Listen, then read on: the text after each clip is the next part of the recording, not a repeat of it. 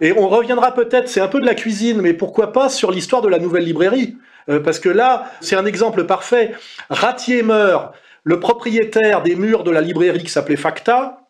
veut multiplier par 4 le loyer parce qu'il est de la communauté. Et en même temps, Ratier, avant de mourir, se rend compte, après avoir fait un tour de table de tout ce qu'on appelle nos milieux, que les seuls qui peuvent reprendre faits et documents, c'est égalité et réconciliation. Ce qui est quand même incroyable, parce que le type est quand même un mec issu de l'extrême droite païenne, etc. Et il faut le dire, à un moment donné, les cartons sont portés par des jeunes maghrébins avec des noms musulmans. Hein, c'est-à-dire qu'à la fin,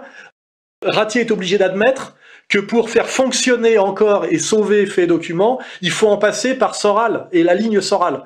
Voilà, qui fait d'ailleurs qu'aujourd'hui, on a par exemple Youssef qui est ici. Et ça, c'est quand même, c'est très flatteur pour nous. Et derrière, il y a l'idée qu'il faut racheter une librairie, enfin changer de librairie. Et on nous présente le projet de la nouvelle librairie, genre c'est génial, une magnifique librairie en face du Luxembourg, c'est vraiment un truc merveilleux. Et on se dit, ah c'est génial. Et puis d'un seul coup, on dit, oui, il y a un petit bémol, simplement c'est dans l'idée d'une réconciliation nationale, parce que c'est mon terme,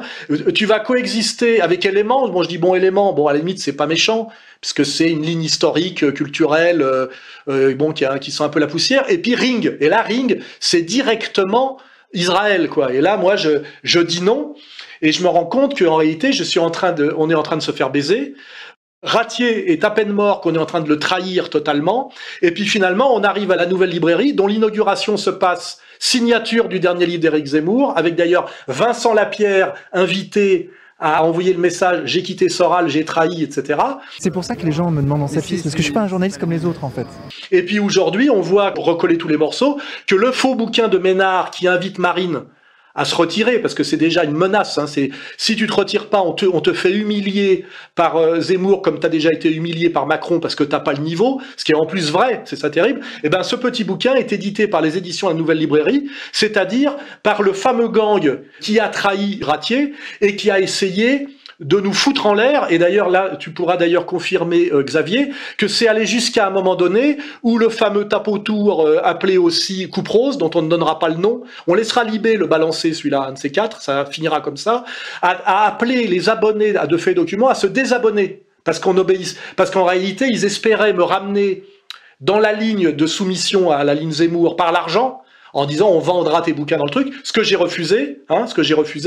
et résultat des courses, à un moment donné, ils ont même poussé, en contactant les abonnés, à se désabonner à Faits et Documents. Ce qui veut dire qu'aujourd'hui, on fonctionne sur les gens qui sont restés abonnés et sur les nouveaux abonnés. Voilà, donc on est vraiment là, dans des gens qui ont trahi Ratier, qui sont en train de marcher derrière un type dont la fonction historique est en fait de les liquider, et qui d'ailleurs, pour les liquider, sera obligé d'en appeler quelque part à l'aile gauche de la communauté, qui balancera sur eux ce que finalement personne pour l'instant n'avait jamais balancé. Et le jour où ils vont se retrouver balancés, parce qu'ils représentent encore une petite force par l'argent, ils vont vivre enfin ce que moi je vis depuis des années, hein, c'est-à-dire de non pas la vie confortable de nazis d'opérette sous protection de Publicis, parce que tout ça, j'ai tous les biscuits pour le raconter, mais d'un seul coup avec leur portrait dans Libé, et l'idée qu'à un moment donné, effectivement, la vie quotidienne devient un peu plus compliquée. Et ça sera, je dirais, la justice immanente et la morale de l'histoire, et surtout ce qui me permet de les qualifier d'extrême droite la plus bête du monde, et de rappeler une fois de plus ici que quand ces gens-là parlent de nos milieux, ces milieux-là, je n'en ai jamais été, je n'en suis pas, et même Ratier, qui était quand même le meilleur d'entre tous, avait compris que ce milieu-là, c'était de la merde. Voilà.